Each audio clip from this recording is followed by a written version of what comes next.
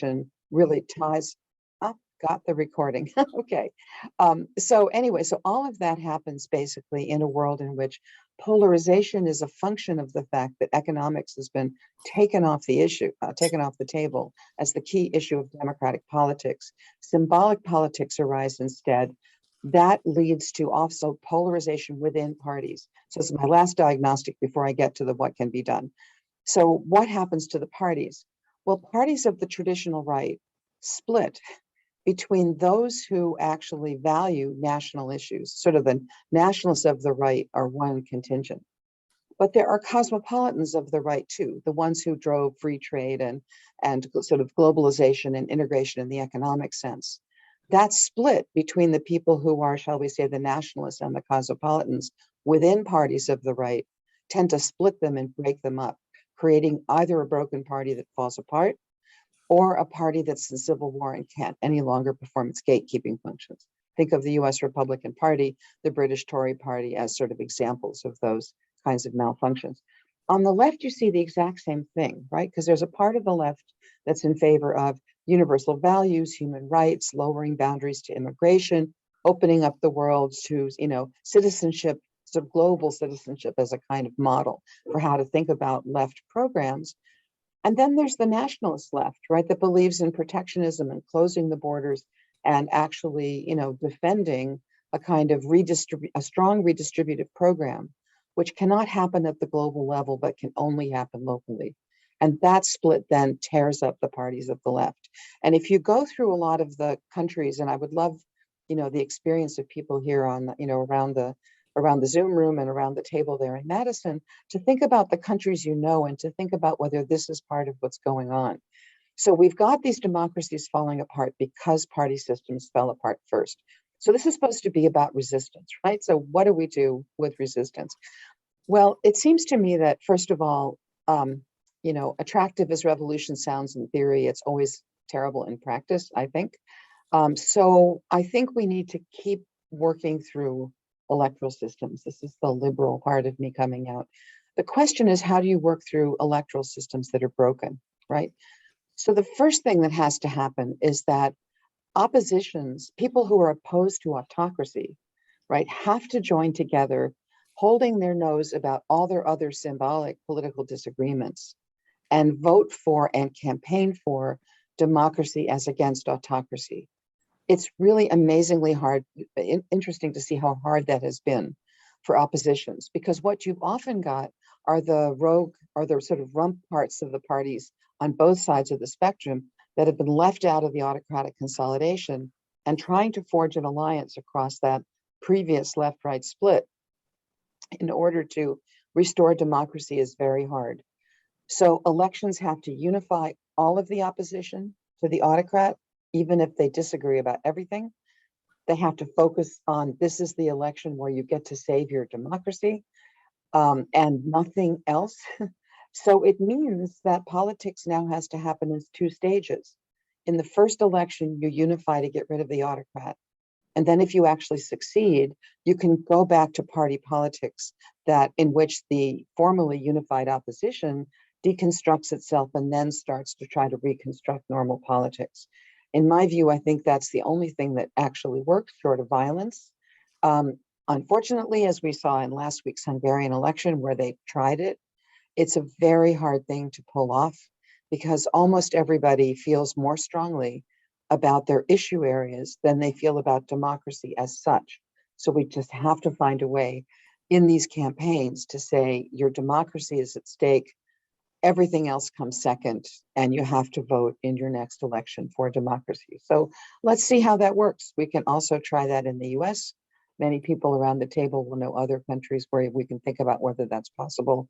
But I think that's where resistance needs to focus. So thank you.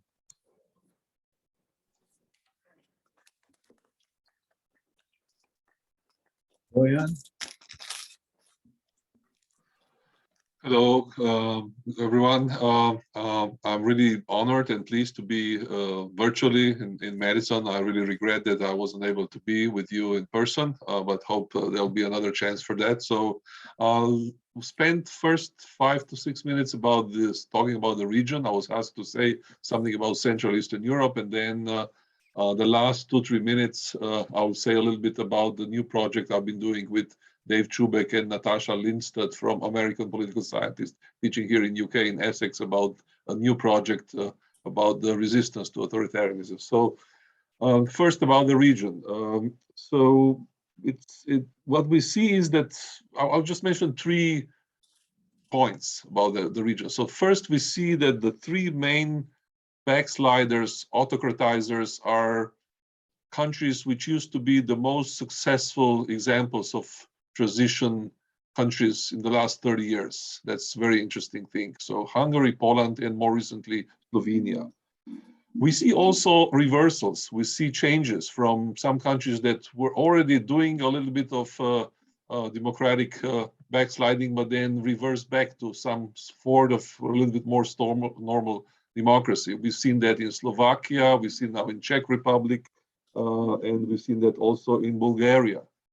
There have been many, many different ways and accounts and reasons trying to explain this very complicated pattern.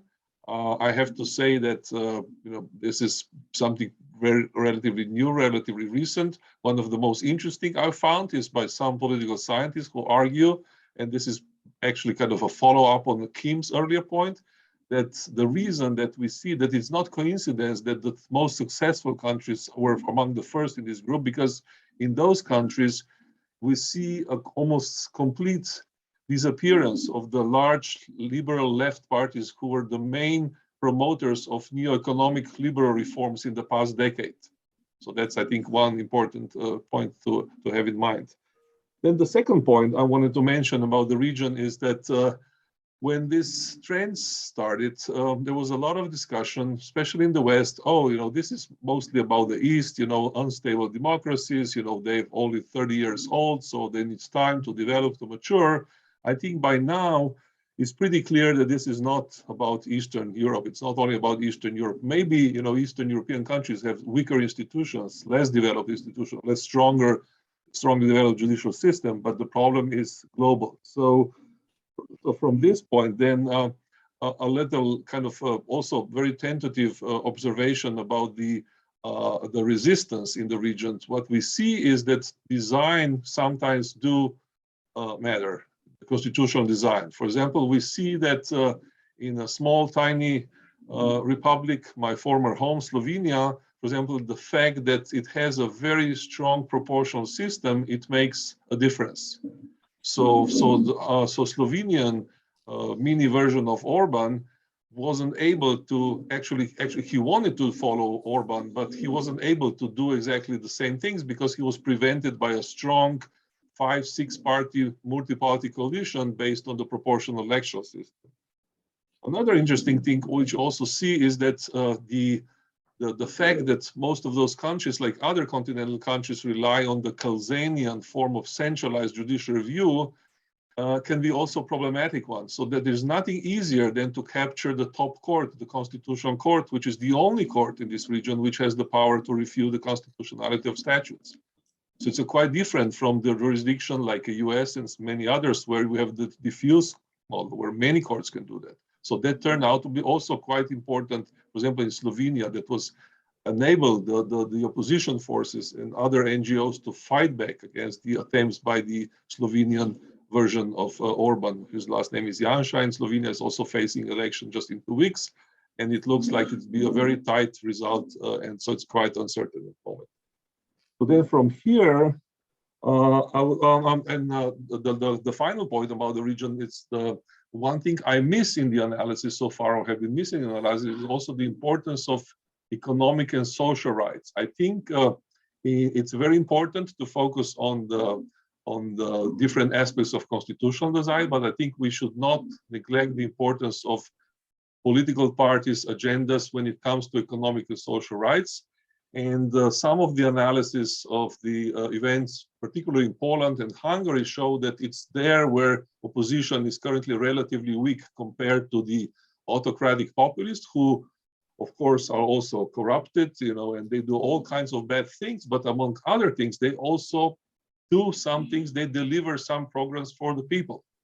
And there can be many criticisms made by that. But the point is that opposition was not very good in developing alternative counter narratives about their own social and economic rights program. Okay, so from here now, I just wanted to say a few little things about the project that I've been doing together with Dave and Natasha. So it's as already Dave was introduced as a brilliant inventor of great acronyms. So it's called TRICA.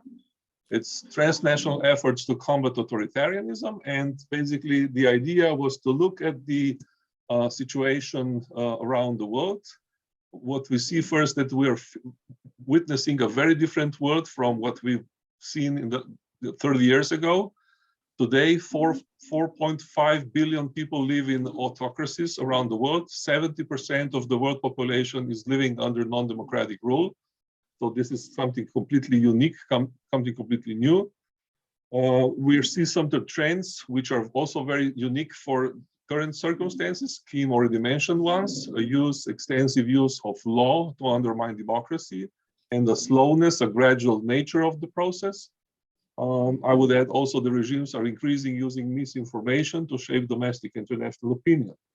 So what we basically have here is that we're dealing with a very different kind of animal compared to old-fashioned autocracies. So these hybrid regimes, as sometimes called in political science literature, are not only autocratic, but also they have certain support in their own countries. They are even elected on a free, less fair, sometimes free, but less fair elections. And they also provide certain things. They have certain support among their own population. Also, the world has changed. On the international level, we see autocratic regimes like China and Russia are supporting authoritarianism outside their own borders, even working to undermine democracy in some instances. In the past, authoritarian regimes used to focus on their own survival and were not trying to precipitate the fall of democracies. The international momentum now is moving towards autocracy.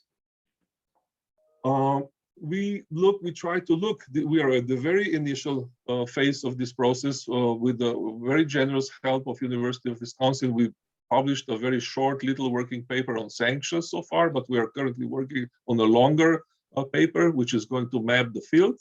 And just the last two items I wanted to mention here was that the first part of the article is going to be about the comparison between democracy promotion and combating authoritarianism, because what we call now combating authoritarianism used to be called democracy promotion in the past. But those, again, were different times, right? Because, these were times when democracies were, popular. The paradigm was very clear. There was even the term transition indicated that regimes were transitioning towards something else. Today, again, we are living in a different situation.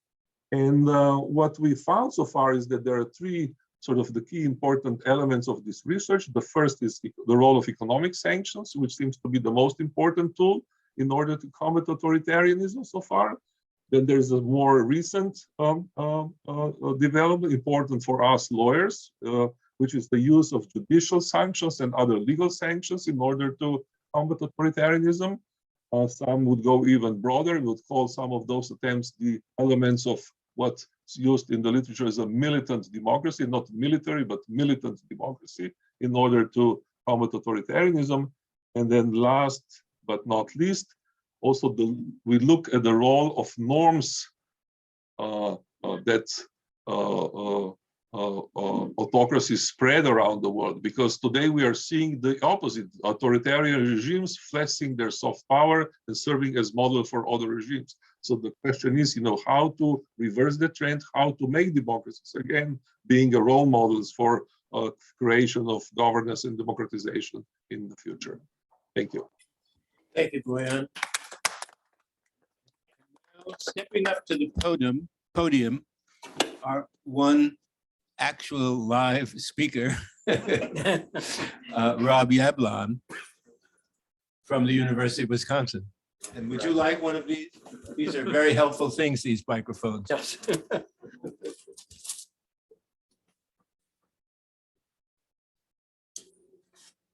Well, hello there. I'm glad to be the one person who actually has an audience that can do that in person. So thank you very much for including me in this panel. As someone who studies election law and democratic institutions primarily in the US, I feel very fortunate to have the chance to listen to and learn from others who have this very deep reserve of international and comparative expertise. And the broader lens that they offer, provides some really important insights into the nature of democratic backsliding. It is a transnational phenomenon, and it's not explainable solely by reference to a particular nation's institutions or conditions.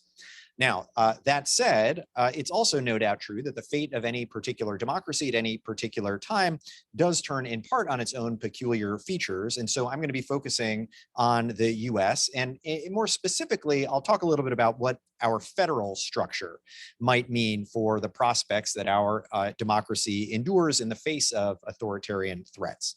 And I'll suggest, maybe unhelpfully, that our system of federalism can be both a source of danger, but also a source of resilience. Now, this is ground that various other scholars have addressed in one way or another. There's comparative literature, for example, that suggests that federalism is an institutional feature that might pose an obstacle to would-be authoritarians. One of the projects of authoritarians elsewhere has been to try to centralize control so that the national leadership can directly exert its will at the state and local level. And that is harder to do in a system with real federalism. There are scholars in the US who have made an optimistic case for federalism, people like David Landau, Hannah Weissman, and Samuel Weissman. There are others who have focused both on the US and elsewhere, like Tom Ginsburg and Aziz Huq, as well as folks like James Garner, who are more skeptical about the value of federalism as a democratic safeguard.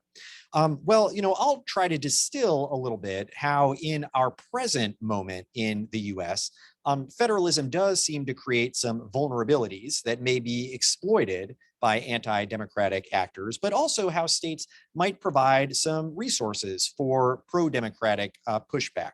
So first, the concerning part of the story, and a lot of this I think will be familiar to you all, are national elections in this country operate primarily through states. States act as gatekeepers.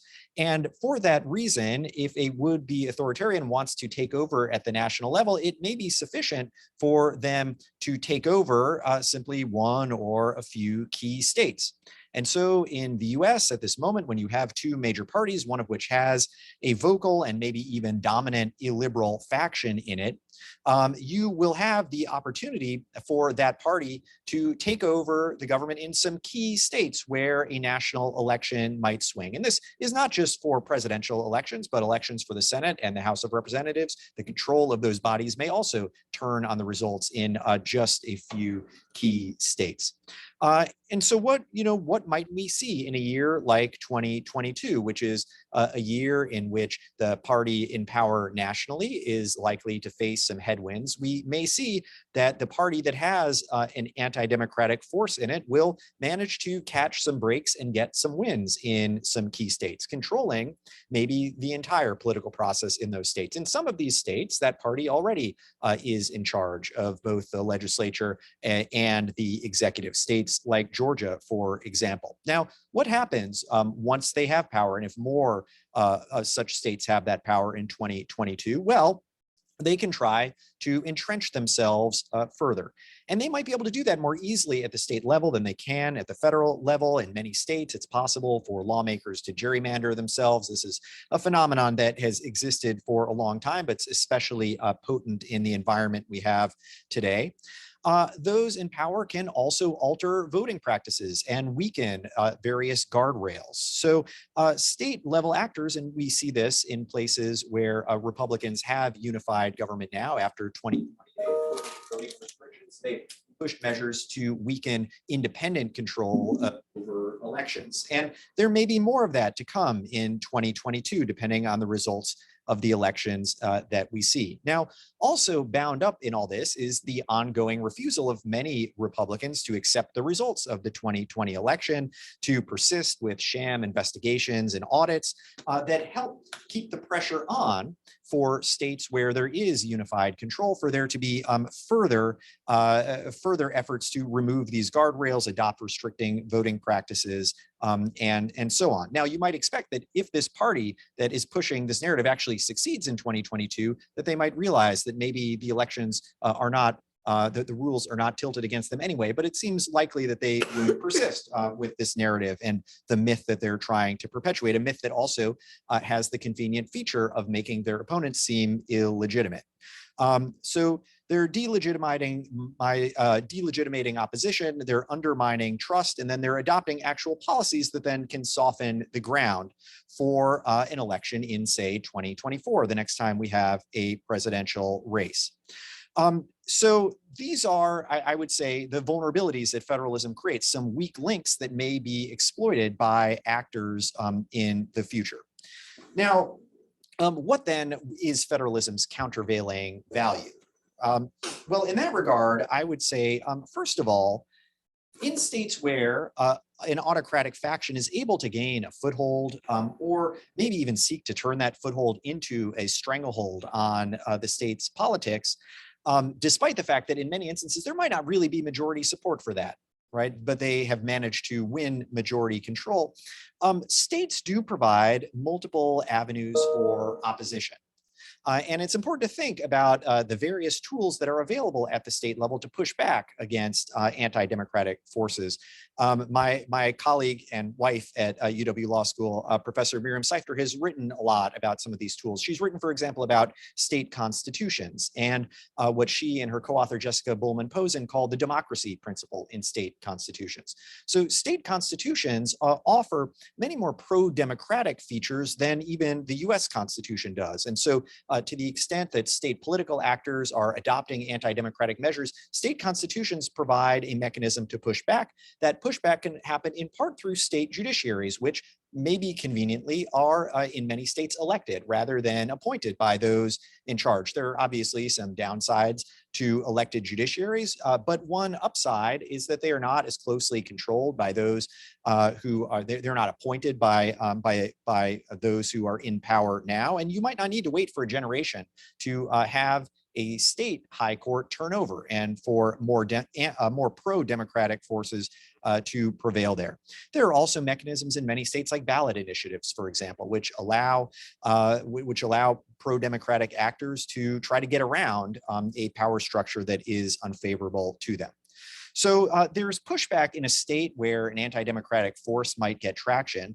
Now, also, if you have a scenario in which an actor with autocratic tendencies comes to power at the national level, it is the case in a federalist system like ours that they will not control the processes of every state. There will be places that remain bastions of liberal democracy, at least in the short and medium term. Now, James Garner is one of those who thinks that a determined national autocrat could eventually strangle a subnational liberal democracy, and he may be right about that, but delay itself is valuable, and the obstacles that federalism can create are valuable. They can give the opposition time to organize, regroup, maybe even in their own states, establish themselves as a model for good governance that is attractive. And at the same time, the delay can mean that the autocratic faction in power can lose its luster, disenchantment can creep in. And so even if there is an autocratic moment at the national level, I think that there is some reason for hope that states could prevent that autocracy from becoming fully entrenched. So I will leave things there. So Raquel Pimenta. Okay. Thank you, Dave and Alex, for putting this roundtable together. It's an honor to be in Madison, even if virtually. And especially thank you for Dave for his continued support on the project on autocratic legalism, PAL. Today, I want to take my time here with you to discuss the first batch of findings of PAL in Brazil that have led to one edited volume that is named Authoritarian Infralegalism, Institutional Erosion and Resistance in Brazil, that should be published and out in the fall, both in Portuguese and in English, so look out for that. And if I have time, I would like to discuss one particular idea of how resistance is maybe harder on new democracies and in democracies that have kept authoritarian zones or enclaves, such as the Brazilian democracy. But let me first start with authoritarian infralegalism. As many of you may know, Jair Bolsonaro's elections in 2018 presents political and intellectual challenges. He's a long-standing supporter of the military dictatorship that ruled Brazil from 64 to 88, with an open rejection of civility and a lack of respect for human rights. Yet, he rose to power through a democratic process that he so much belittles. In February 2021, he said, "If it was up to me, this would not be the regime we would be living in." And I quote, and that's the quote. His rise to power has been similar to the script of new autocrats that has been mapped by the literature that Kim has talked about in a few moments ago, that Boyan has also mentioned. So they arrive in power through a democratic election. And once they are there, they start to use the legal apparatus to subvert the rule of law and fundamental rights.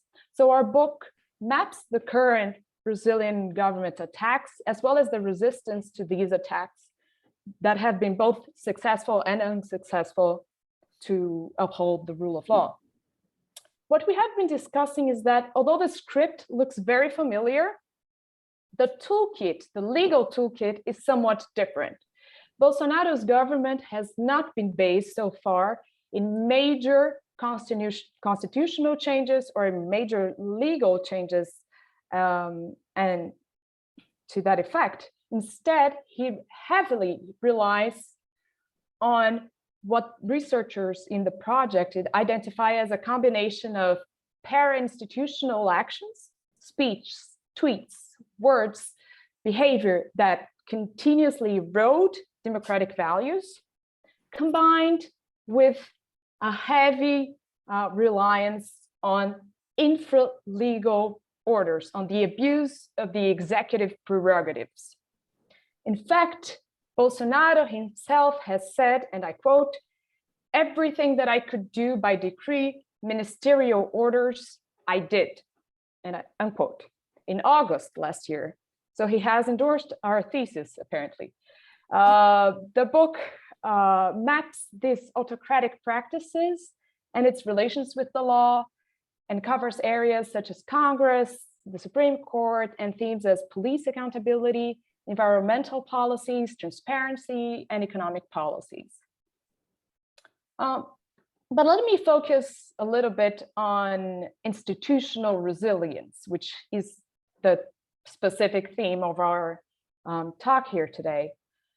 First of all, I think it's important to say that, at least in the Brazilian case, we have seen different types of resistance coming from different kinds of institutions and arenas, and with a lot of cross-fertilization between these arenas.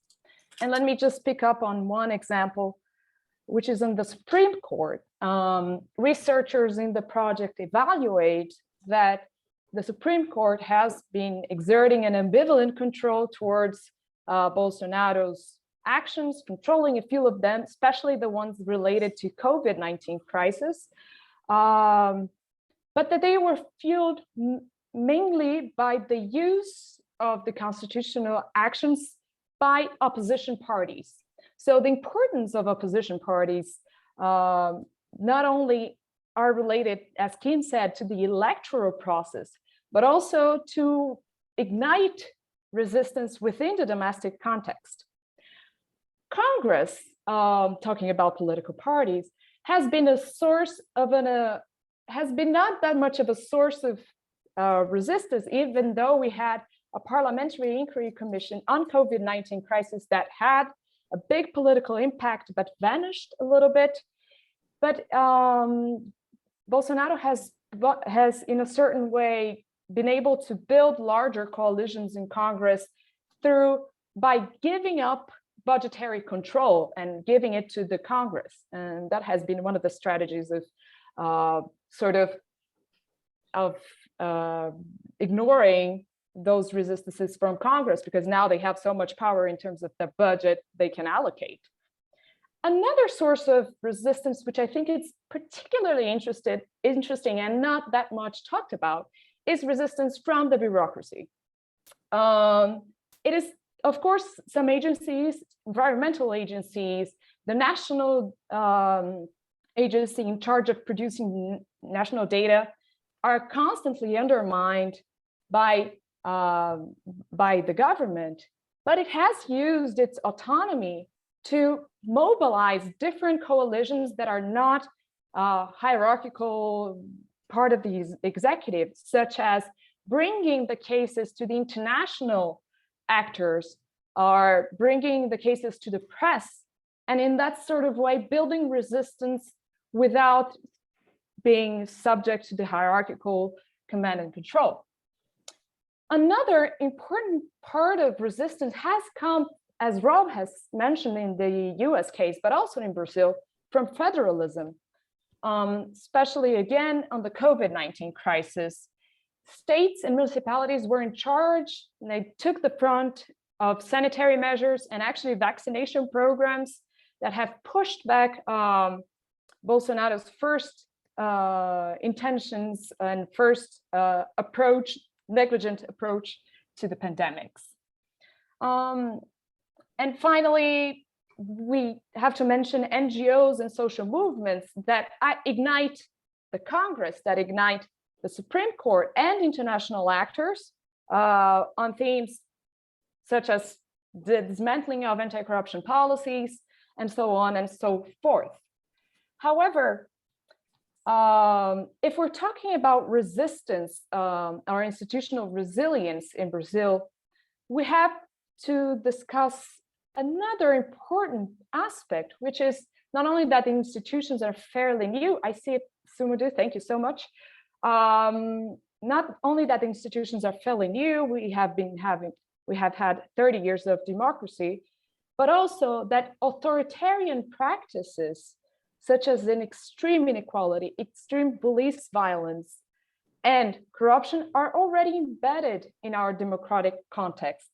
And in those senses, when we have institutional or authoritarian enclaves within democratic institutions, resistance is much harder. It takes much longer for the institutional alarms to go off.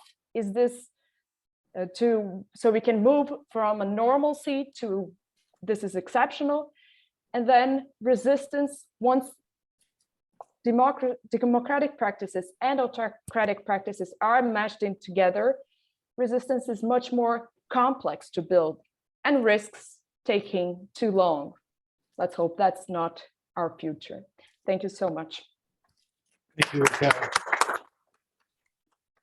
The last speaker is Rachel Bede. Hey, great. I'm so happy to be here. Thank you for the invitation. So I'm going to try to talk about 3 topics and try to stick to my allotted time. So first, so just a little background on me. I study populism. So I want to actually start by talking about the relation between populism and autocratic legalism. And then I'm going to move on to talking about kind of some of the drivers of authoritarianism and populism that turns towards autocracy. And then finally end with discussion of resistance movements from the social movement perspective, mostly focused on the US, but a little bit on Argentina, the 2 spaces where I study this. So when it comes to populism and autocratic legalism, I just want to kind of try to separate out a couple of concepts here. So I think there's certainly an affinity between populism and autocratic legalism, but there are a lot of varieties within populism. So I think we can think about at the most basic level populist attitudes or populist discourse, perhaps at the individual level or in terms of social movements. Basically, we're talking about a type of narrative that juxtaposes the people of a nation as being under attack by some set of corrupt elites. And often those elites as seeing as in control of these various institutions that are also corrupted. So I think that's where you see how this can lead towards autocratic legalism. In some cases, there's this argument within the populist narrative that these institutions are corrupted.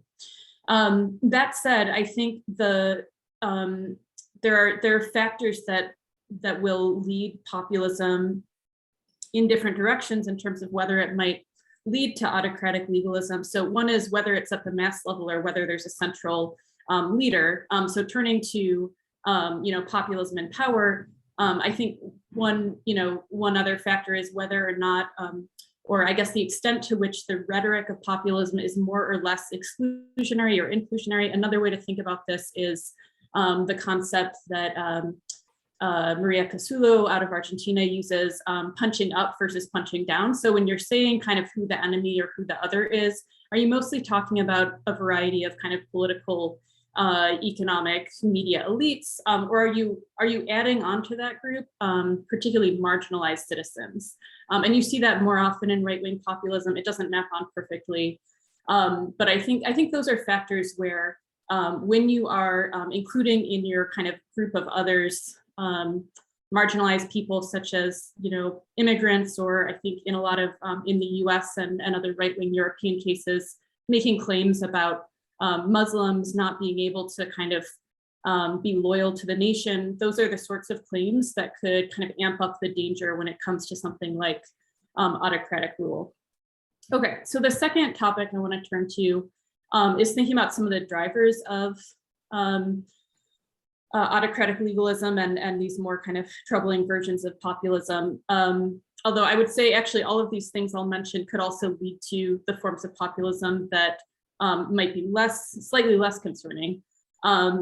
So I'm going to put them into kind of three categories. First, distrust of various kinds. So here you have distrust of various democratic institutions.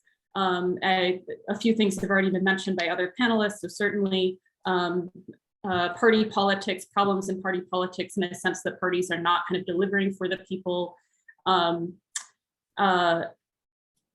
Concerns about media and how it's perhaps a failure to kind of educate or properly inform. And then kind of another box of distrust is distrust of one another and a sense of separation between communities and isolation. So just kind of turning to the US context for a moment, there have been huge declines in the types of associations that bring people together across various types of differences, whether it's class, race, et cetera. That have been documented by political scientists like Theta Scotchpole. And so these are all things that are going to make it so that when and if, as well as I would say things like decline of unionization, church membership, a wide variety of ways in which societies have become more disconnected. And what this means is that, if and when a populist leader who's highlighting a kind of us versus them type of rhetoric comes to power, it's going to be a lot easier for people to kind of demonize a group that they don't have much contact with, a group of citizens that maybe they don't actually intersect with much in their lives, as well as the fact that when people are feeling isolated and disconnected, they're often drawn towards finding community actually within a political group, and particularly sort of extreme political groups. The second group would be just in general, when you have really kind of complex crises,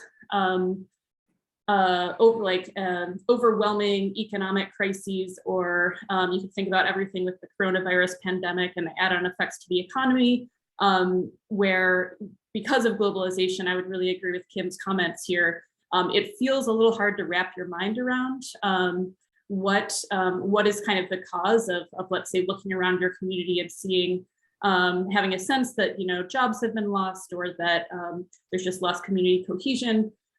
These are the types of things, whether they're major economic crises, et cetera, that cause people to look for kind of a simpler narrative to explain what's going on. The populist narrative, particularly when it's promoted by a leader in power who's saying, I'm here to kind of enact these things for the people. I'm going to bring back this kind of glorious past that we have nostalgic for, where things work better.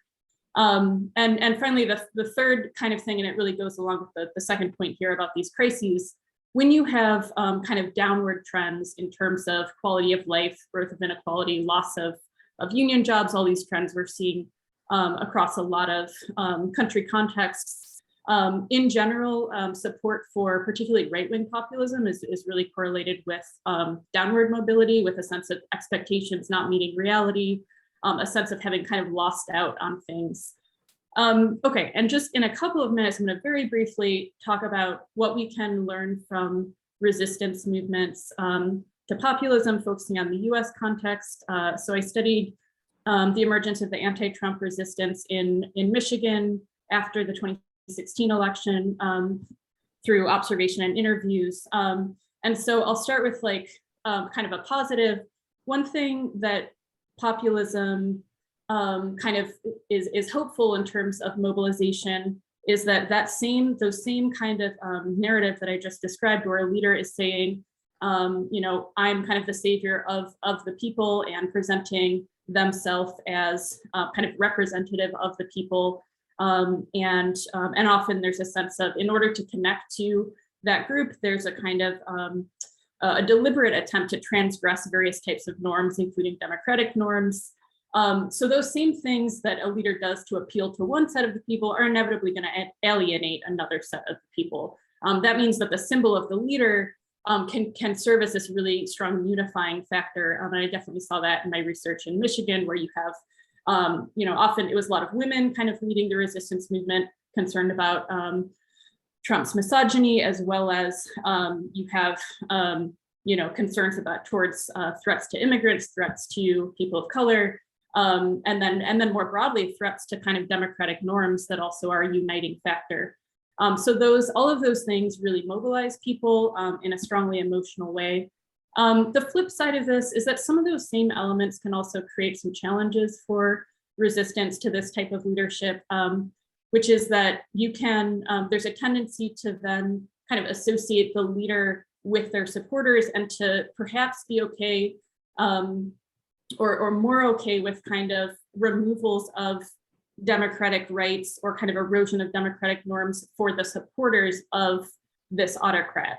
And so just to take kind of a couple examples, there was a lot of discussion right after the election of the Hamilton kind of electors project to kind of get electors to kind of change their vote due to the huge threat that Trump was to cause.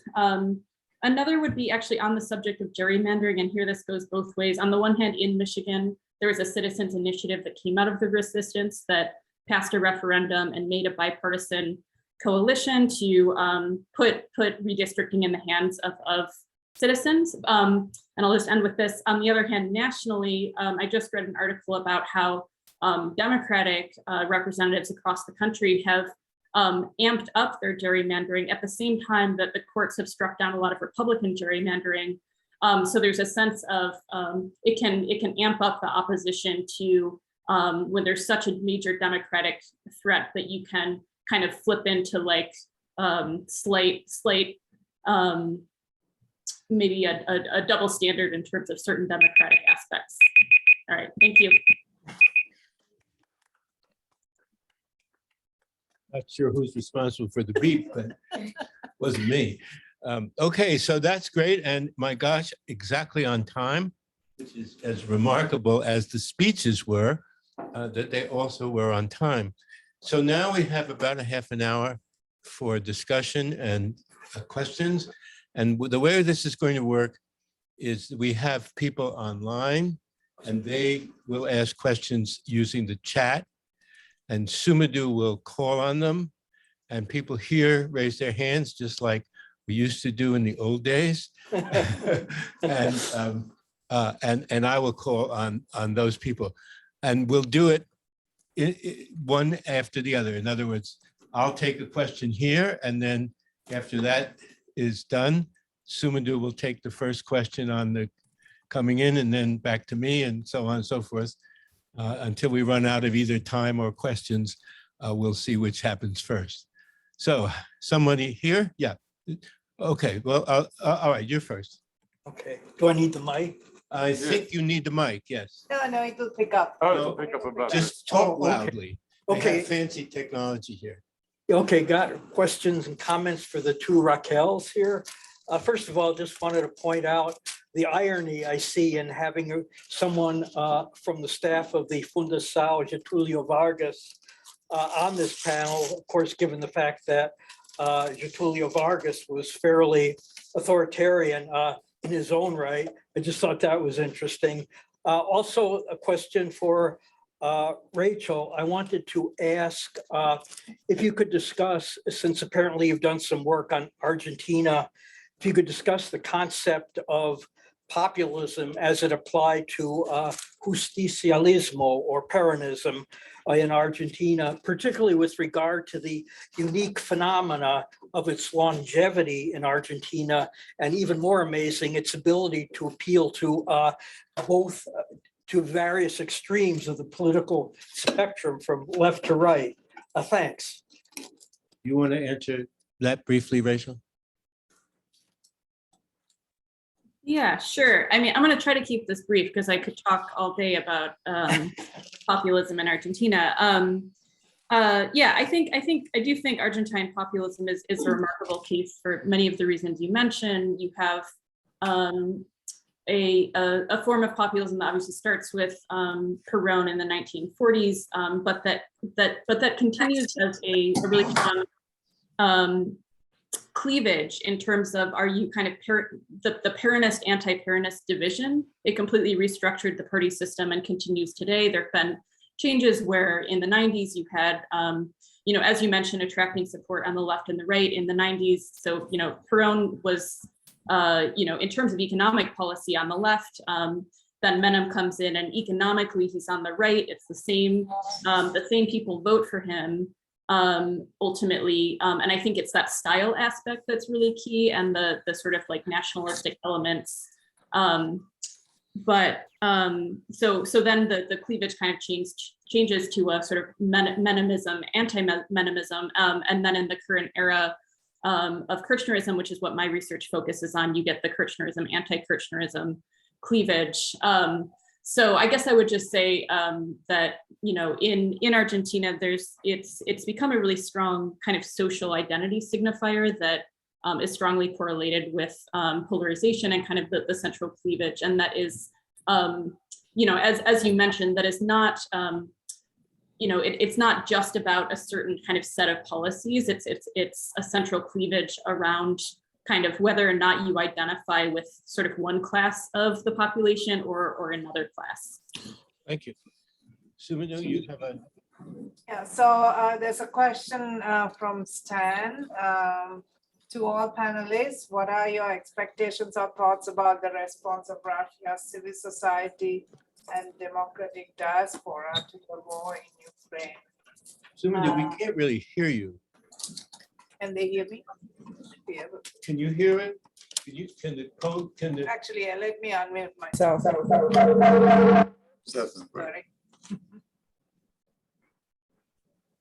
You want to do that again? Okay. So this is about the response of Russia, civil society and democratic diaspora to the war in Ukraine.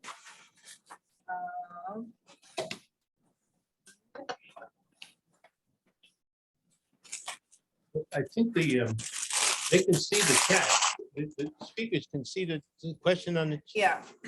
So, okay, so someone, all right, so somebody want to respond to that? Yeah, I can, since I've lived and worked in both Russia and Ukraine, and what's happening obviously is just that, it's terrible. But there's a prehistory to this, which is very much along the lines that we are discussing, and that is that there was this moment, when people thought that both Russia and Ukraine could become democratic countries. And I was just this afternoon here in Princeton, I'm doing an in-person kind of big interview with Masha Yovanovitch, whose memoir, accounts for how she got fired by Trump as ambassador to Ukraine when Trump was trying to hit up the Zelensky. Anyway, that story. I was reminded in reading the memoir of just, how many places there were when democratic interventions would have been really helpful in Russia in particular. And in particular, the U.S. government backed Boris Yeltsin over Mr. Zyuganov, who was the head of the Communist Party in the first, sort of first open election after the transformation. And everybody knew Yeltsin was an autocrat. He'd already bombed the parliament building. He'd already shut down the constitutional court. He'd already rammed through a constitution that gave him tons more power. And yet the US supported him and did a lot of things that Russians thought of as an intervention into that election to guarantee that, quote, the communist wouldn't come back. What the elections in the other post-communist countries showed was that in almost everywhere, and we don't know that this wouldn't have happened in Russia, the former Communist Party transformed itself into a more or less democratic party willing to lose elections. And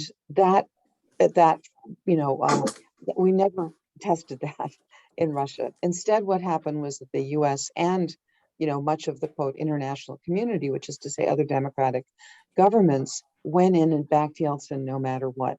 And as Boyan also sort of hinted in his comments, all of these countries were not just going through a political transformation, but they were going through an economic transition in which, particularly in the countries of the former Soviet Union, and Ukraine was hit harder than Russia, the bottom fell out of the economy. Russia lost something like Russia lost 40% of its GDP in those first few years. Ukraine lost 60%. And that's when the democratic transition was happening. So essentially, I think what you see, the prehistory to this war is that these were countries that could have become democratic, either if the economic transition had been allowed to be softer, which is to say, if the international financial institutions that came in and sort of dictated economic policy hadn't been so intent on smashing communism that they wanted privatization at all costs, and that privatization produced oligarchs who were the ones standing around with their hands out when all this stuff was privatized. And at the same time, there was such a fear of communism coming back, especially in these former Soviet places, that other democracies stood behind evidently corrupt leaders who were at least not the communists, right? Which is to say, Russia became an autocracy in part because a lot of opportunities, I think, were missed along the way. And I don't think this war would have happened if Russia had had any kind of capacity to respond to its own population. So what this really is a cautionary tale to say the consequences of missing the opportunities to either entrench or restore democracy have really serious consequences down the road. And the countries that go all the way into autocracy or authoritarianism do one of two terrible things, right? They either start wars, as we're seeing with Russia, or they collapse economically, as we've seen, for example, in Venezuela, or they create this massively repressive government within, as we've seen with Turkey. In other words, what we've seen in a lot of these autocratizing countries isn't the worst that can happen yet. And I think this is really a cautionary tale that tells us how absolutely crucial it is to intervene where possible and to really ask, do we have the right set of political parties for voters to actually have free and fair choices among reasonable alternatives? How do you generate that? How do you ensure that elections remain free and fair? All that stuff is something that I think the family of democracies could be better at guiding new democracies about. And I think we have to emphasize just how terrible the consequences are when those opportunities are missed. Thank you. Great. Heinz. Yeah, so the question I have goes to, partly what you said, Ken, when you made the argument that resistance at this point has to say democracy above all, no other issues on the table. The trouble is one of the things that autocracies feeding off is the gross inequalities that have been created through globalization, a point you made about the inability to control the national economy. So unless there's a serious attempt to actually address levels of inequality, they can address levels of inequality, the chances are that it's very hard to actually sustain a broad democratic movement. Because as long as part of that movement is saying, thank you very much, as long as you leave my wealth alone, it becomes very difficult. Yeah, if I can respond to that. So no, I completely agree. And there's they're real, I mean, this is a really tough question, and some of the answers are local, right? So the question is, do you need the oligarchs on board in order to have any chance of maintaining a democracy in phase one, right? And that's where the hard choice has to be made, right? I mean, of course, inequality is the fundamental issue, of our time and of the maintenance of an ongoing democracy. Ultimately, without equality, you can't sustain a democracy. So the question is, well, first of all, does the autocrat give you any chance to get to equality from here? The answer is usually no. So the question is, if that's your goal, what do you do? And the answer may be to hold your nose inside with the, with the wealthy class in stage one, and then to resume democratic politics if you've established at least some equality of the vote. And that is really a tough set of decisions. And a lot of it depends on local things. I mean, for example, this was just going back to the Ukrainian situation. Volodymyr Zelensky, before the war broke out, was having plenty of trouble, but he was clearly the first democratic choice, backed by an oligarch, right? And the accusation was immediately that Zelensky couldn't go after the oligarch that backed him, although he did start to go after all the oligarchs that didn't back him. But you wouldn't have gotten that election without some participation from some fraction of the oligarchic class, and then you won't get perfect equality out of that, but you'll get something slightly better. By the way, I might also say, while we're in the middle of, obviously looking at the Ukraine war, that hoping some sovereign country comes out of this, possessing some territory, there's still going to be a question going forward, because Ukraine was in a complete constitutional crisis before the war broke out.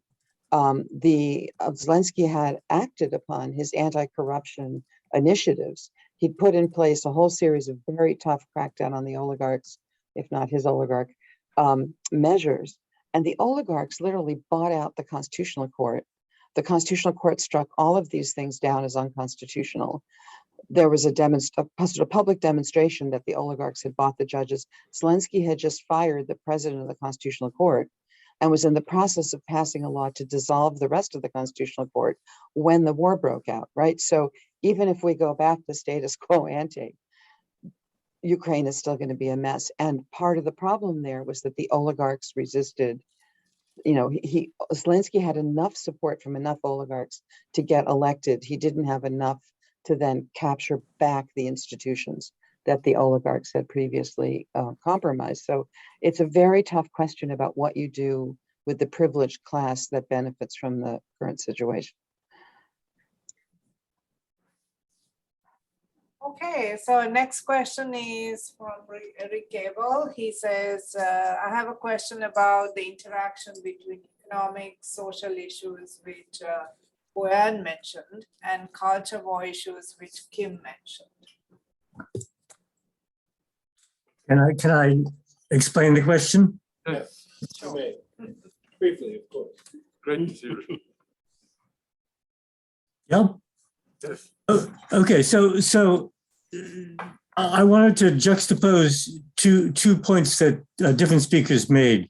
On the one hand, there was the argument that populism includes appeals to economic and social issues. On the other, that populism seems to prioritize or privilege cultural war issues. And I wanted to put forward the thought, which is not well developed, that one reason for this is that the cultural issues are readily comprehensible and appear to lend themselves to quick solutions. So people are obviously very concerned about rapid rise of inflation, the direction of the American economy, but ordinary people have great difficulty, as do politicians, in getting their heads around what solutions are the best solutions. Should the Fed raise rates? If so, at what level, et cetera. By contrast, questions such as abortion, LGBTQ rights, et cetera, seem to lend themselves to easy comprehension and to quick action. So Texas and Oklahoma have taken those actions. is that part of the reason why cultural war issues tend to take priority and mask the fact that the same regimes are in fact anti-populist, pro-plutocrat in their economic policies? This is to anybody who wants to answer it, but especially Kim and Boyan. Boyan, you want to start? Yes, this is the field of political scientists or sociologists. Actually, my favorite account, which goes precisely into this direction, Rick, is Hacker and Pearson. Lets them eat their tweets. They talk about plutocratic populism. Yeah. Reading it now. So. That's great. Okay. Yeah, if I Kim, can you want to just really quickly. So here too, I mean, I'm not sure there's one size fits all answers for the range of countries we're talking about. When you've got, I mean, what we're seeing all over the world now is inflation, for example, and it's we know the causes, supply chain, and and the virus and everything else. And so it doesn't actually help if you're a small country for your central bank to try to fix that problem. You can't fix it by yourself. That's exactly my point. So one of the things Viktor Orban did in the run up to the election last weekend was he just froze prices. Good old fashioned, just freeze prices of gasoline, of heating and utility prices and basic foodstuffs. Okay, he wins the election. Now he's gonna, the economy will go wild. But the question is, if you know you can't control that, if your country is not, I mean, this is where the US is in a slightly different position, right? Having both the reserve currency and such a large economy, the US, still is a market maker and player, in the world who can shape these things. But most other countries are kind of on the receiving end. And so that's where you can't bet on economic anything because your country doesn't control that stuff. And so my argument was that in those situations, the politicians move from what they can't control, which they then blame on, Orban was blaming Jews, right? Because they own all the banks, because they're, Soros and they're hostile and playing on the old anti-Semitic tropes, and that's his, and the European liberals. And so he has a whole list of people that, he believes are trying to cause the economic ruin of Hungary. And so what he's trying to do then is to pivot back to the culture war issues where he can, still put up statues to raving anti-Semites and campaign against LGBTQI laws and so on. So that's what happens if you're in a reactive political space because you can't control the economic things. Now, just one last thing, I should say one big thing has changed, and that is, I think finally the international financial institutions realize how much of a mistake they made in the 90s, which is to say that they're now realizing that you can't punish populations for general macroeconomic situations. And so they've started really backing off austerity as their primary thing they do. Now they still have to do it given the state of current economics and how these explanations work. But we've had a little bit of success at the global financial institution level of not taking out fiscal rectitude on populations and to try to work through other measures. So that's a small thing, but it's not that. So I'm not making the argument, by the way, that economic measures don't work or that economic inequality is irrelevant to politics. Absolutely not. I'm just saying that what's happened in all these populist politics is that in fact, they do nothing to change inequality. I mean, they might campaign against it, but they're pulled up by it. They're implicated in it. So it's not like the populists are going to actually bring equality, whether of the left or of the right, actually. So that's where I think we need to focus on. So what else is politics doing, and how do we make that the things that we can do something about in a single cycle of an election, about getting rid of the barriers to something that looks like a more robust democracy, where those issues can go back on the table.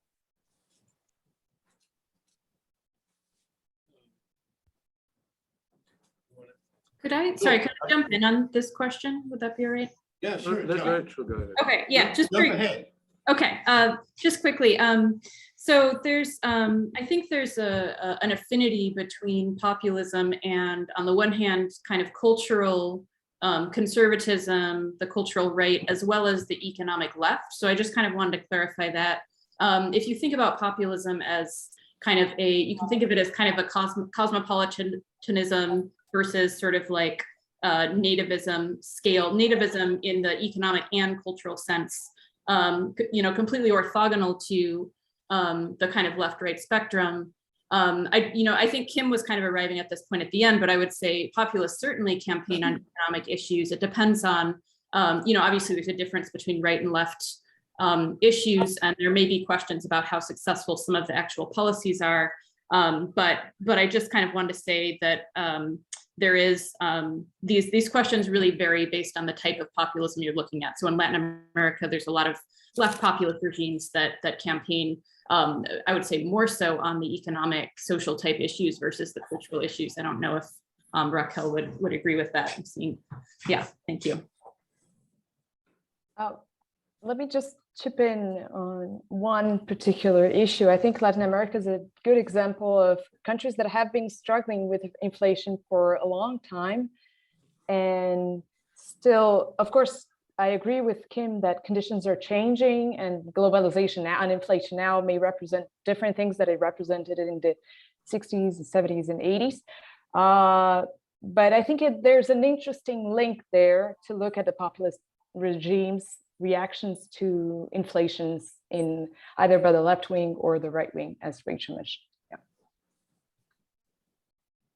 Thanks, you got Sure. very short. Yeah. So I thought Rob's reference to federalism, and I think Raquel as well mentioned federalism, is a really interesting thing to think about in terms of resistance. But it also relates to the whole issue of multiple sources of power. And the kind of institutional structures that you can create, whether it's anti-corruption commissions or whatever, as alternative sources of power, which can combat and resist this kind of authoritarianism. And I wondered if more thoughts on that kind of federalist thing, because one of the resistance to federalism has always been that from the economic point of view, it breaks up power. And so it's not possible to nationally coordinate economic development or whatever. That's been the counter argument. And I wonder what thoughts are, any thoughts on that? Raquel, you want to answer that? Sure.